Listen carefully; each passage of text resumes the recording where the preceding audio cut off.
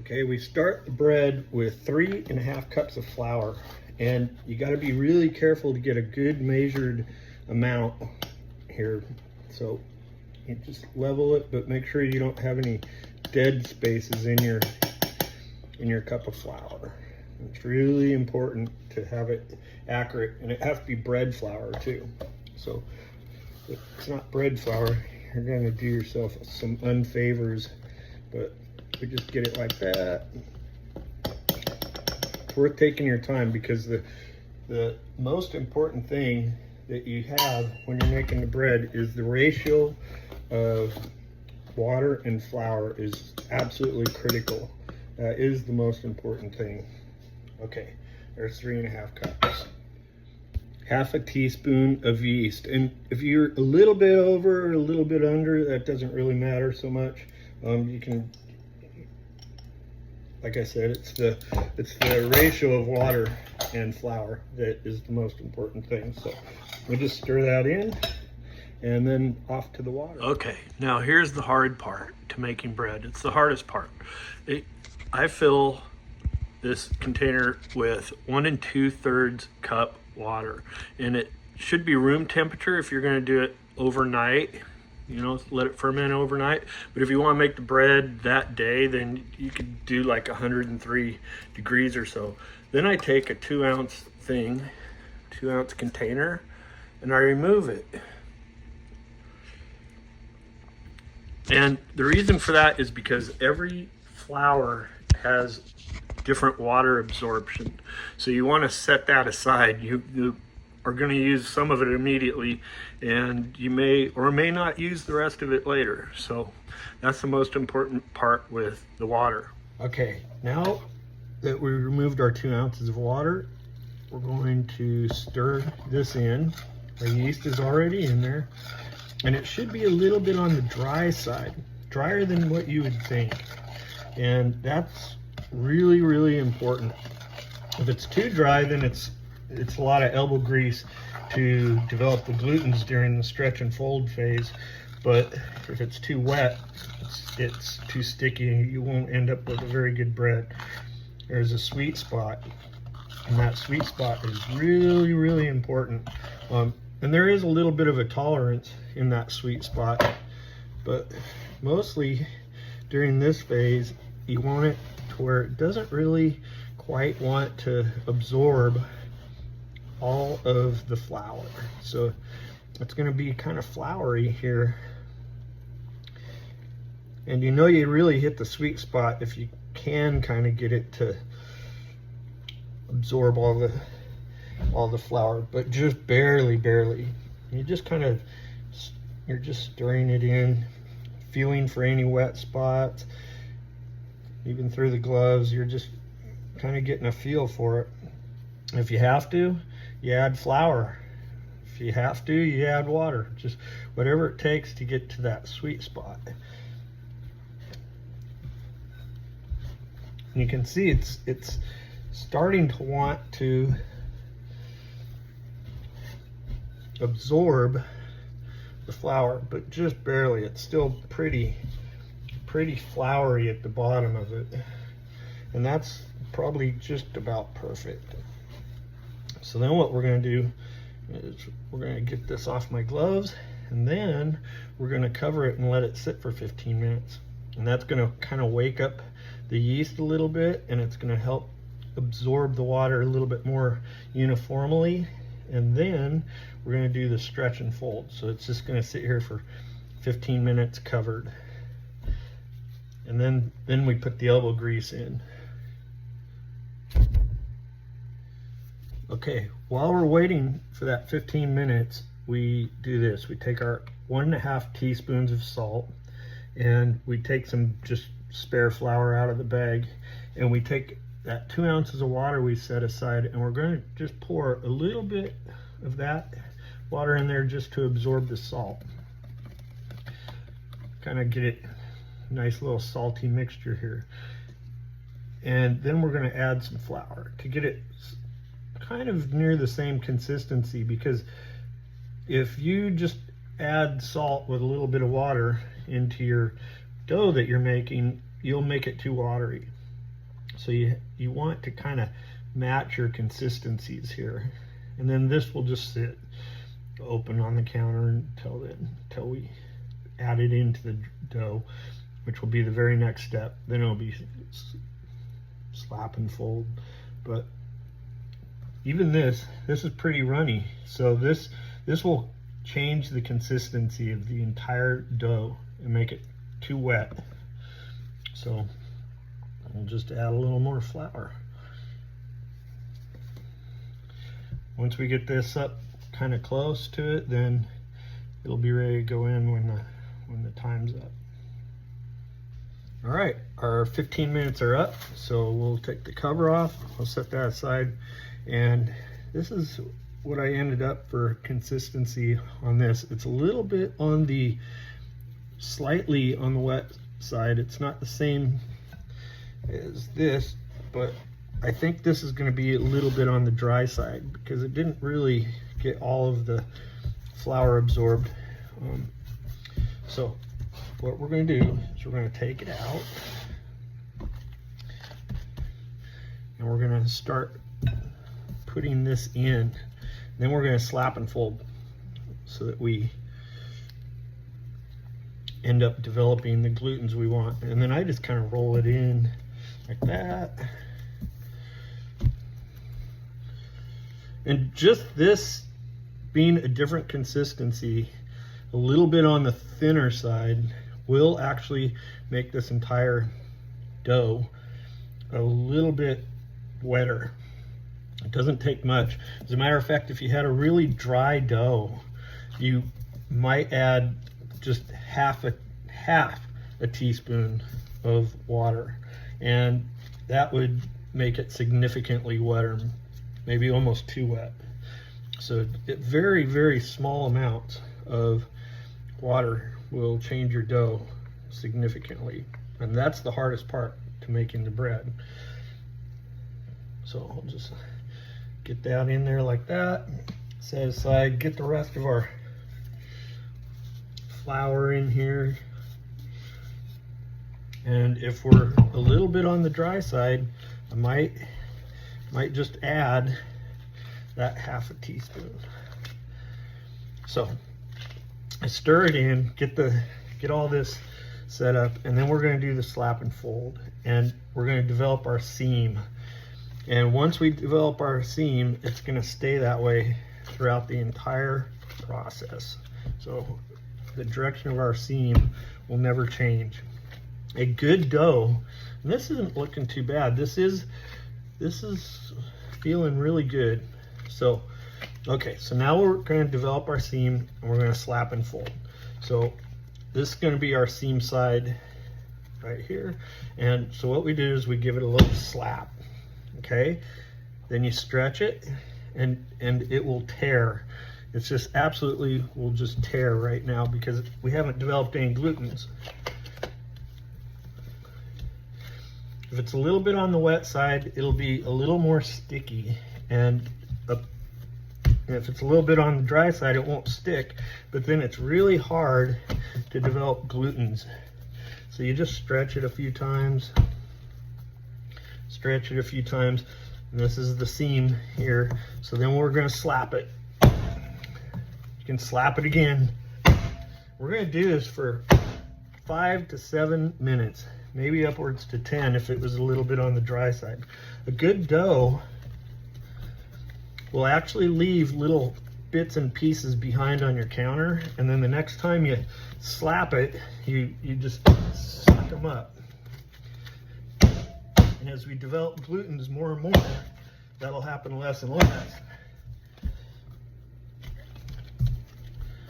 So 5 to 7 minutes of this.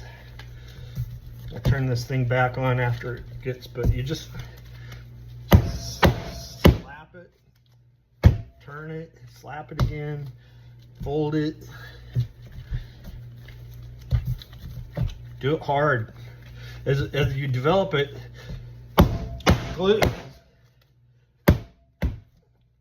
as you develop the glutens, you can get a little bit more gentle with it towards the end. So at first you are the most aggressive, and then it just becomes less and less aggressive as you go.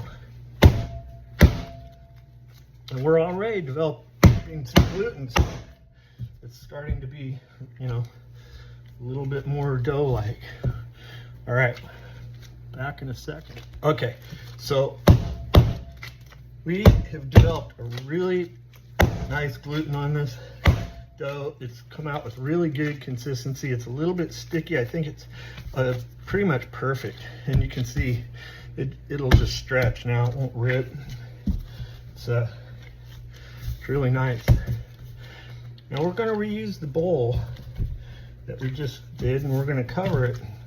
So this is our seam side, obviously, and we're going to put it in the bowl seam side down this time. So here's our bowl. We just reuse it. It's fine. And then we'll cover it. And then we're going to set it aside at room temperature. So just out here in the kitchen for an hour and 20 minutes. We'll let it, it'll probably increase in size by about 1/3. You don't want to let it go too much unless you're making the bread that day. Then you could like actually let it rise out on your counter, not refrigerated at all. But this one we're going to do overnight. So we're going to let it sit out for an hour and 20 minutes. Then we're going to do the next step. Okay, so our dough has sat for an hour and 20 minutes, and it rose about 1/3. And if it rises less, don't worry about it. If it rises more, then you want to take it out a little bit sooner. When it rises about 1/3 of its original size, that's when you want to take it out. If you were making it today, it would have rose a lot more in an hour and 20 minutes, and I would have had to take it out a lot sooner. But then again, I would have been using like 130 degree water instead of like 75 degree water like I did. So either way, you got to do this step. If you're baking same day or you're baking next day, just same day, just everything happens out on the counter. It doesn't go in the fridge overnight. So sprinkle a little flour. This is the top because we went seam side down. So and then you carefully roll it over. You don't want to get any gases out of this thing, and it's going to be really sticky on the bottom. So you just want to just carefully work your fingers under it and let gravity pull it over onto the countertop here.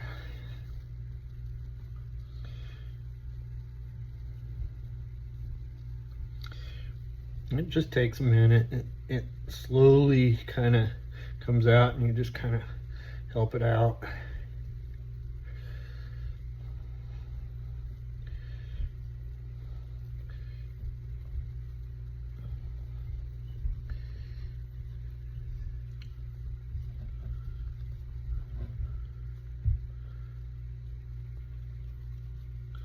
There it is.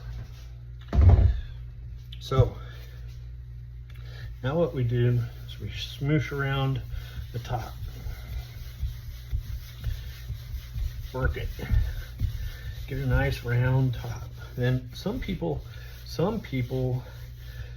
do this only 4 times. I do it 8 or more. But you just grab top, both hands, and you fold it over pretty close to the middle.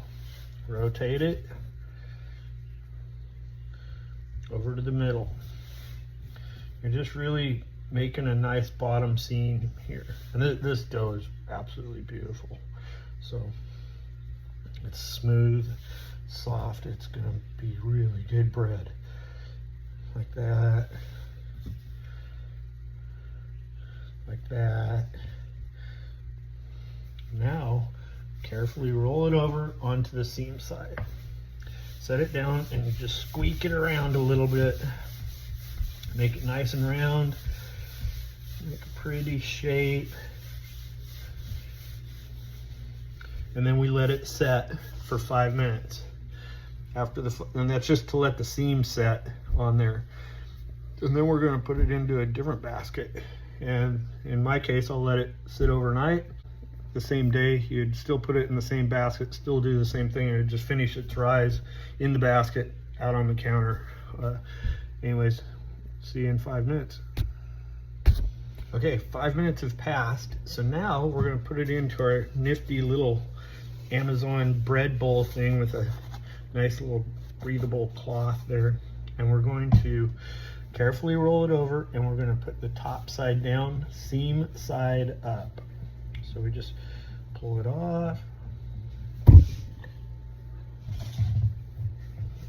Set it in there, and it's just gonna rise like crazy overnight.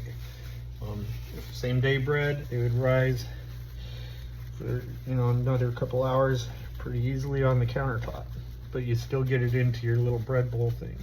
So we're gonna do this, put it in the refrigerator, and let it sit. And tomorrow morning, it's gonna be this is gonna be risen all the way, filling this bowl pretty much, and up against the plastic. These are cheap on Amazon, and so are these, but these guaranteed to fit a 9-inch bowl, and this is 9-inch, and so is the main bowl I used, and they don't fit. You have to tear them open. They're a total pain. They weren't very expensive, but I bought like 500 of them, and they make me pretty frustrated every single time I go to use one. So, but they are better than Saran wrap in many ways, because I just use the same one through every baking process. All right, see you in 24. Okay, so now it's 24 hours later. We got a really good rise on it. I only just brought it out of the fridge just to show it off, but it's gonna go right back into the fridge because there's a few other things we gotta do before we bake. And the first thing we're gonna have to line our Dutch oven with some parchment paper. And then I'll put the parchment paper down on the cookie sheet and rub some oil on it. And then this will go into the oven just like this for 500 degrees for 20 minutes. Well, so it gets nice and hot and preheated. And then after that, we'll work with the dough. All right, so our Dutch oven is preheated in the oven, 500 degrees for 20 minutes or so, whatever gets it up to temperature. And we went seam side up when we put this thing away yesterday. So what you want to do, pull this off, and the reason we did that is now you take your greased up parchment paper. I just do the bottom, a little bit on the sides, and then you just get it on there and you do the flip. And then you pull it off, and there you go. Now what you do is you can carve. I leave about a 1/4 inch out of a razor knife, and you just make a pretty little design. Whatever design you want, you can put in there. So it could just be a little flower or a piece of wheat or anything. It's your Bob Ross moment. So I'll just do like a little one of these.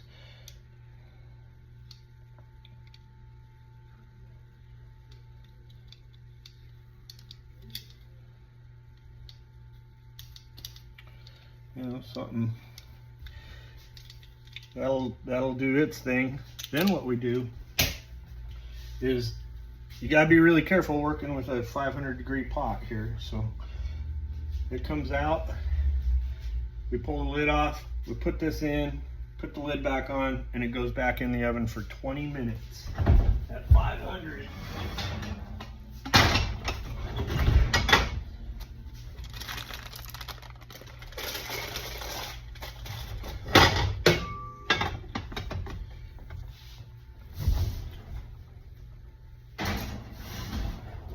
After 20 minutes, then we wait for the next step. Okay, so we only got 2 minutes left on this. And so the next step is we're gonna take it out of the oven. We're gonna remove the lid. We're gonna put it on to this baking sheet and put it back in the oven without the lid. We're also gonna reduce the temperature to 450 degrees. It doesn't have to be exactly 450, 430 works, 450, 455. Whatever. It's just going to get finished cooking on the inside of the bread, and it's going to give it a nice browning.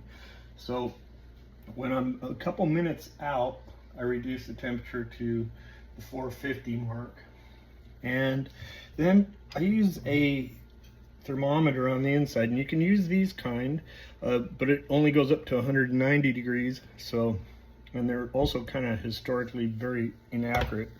I also use the temp spike is what I use, and the only thing you got to remember about a temp spike is this part that goes into the bread or the meat is that it is only rated to 212 degrees, and we're going to cook this internally to 210 degrees. So I've never burned one up, but if you burn one of these up, then you're out of a digital meat thermometer, and they don't sell just the probes. So it's basically, you know, you could call customer support and try to get your money back. But that's about all there is to it. I also put this little wet thing in and I preheat it so it's nice and it's kind of hot, warm, so I don't thermal shock my Dutch oven.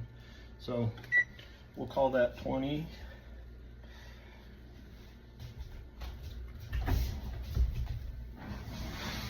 Get in here, set it down nice and slow, take the lid off. You see what we got there. We get our little thermal probe in, stick it all the way in if that's the one you got. And now we'll let the cooking and browning begin. If you don't have a meat thermometer, this takes you know, 10-12 minutes, something like that. It's a little bit more inconsistent.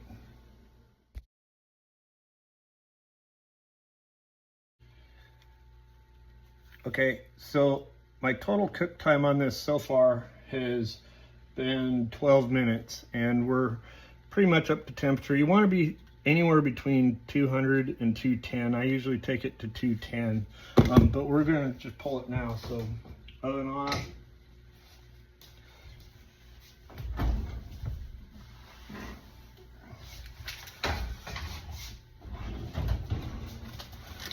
Flip it over. And there it is. Now this will have just a beautiful, nice crust on it, and it'll be tender and juicy and just unbelievable on the inside. So 12 minutes on that final cook if you don't have a thermometer. And now we let it rest 15 minutes and then enjoy.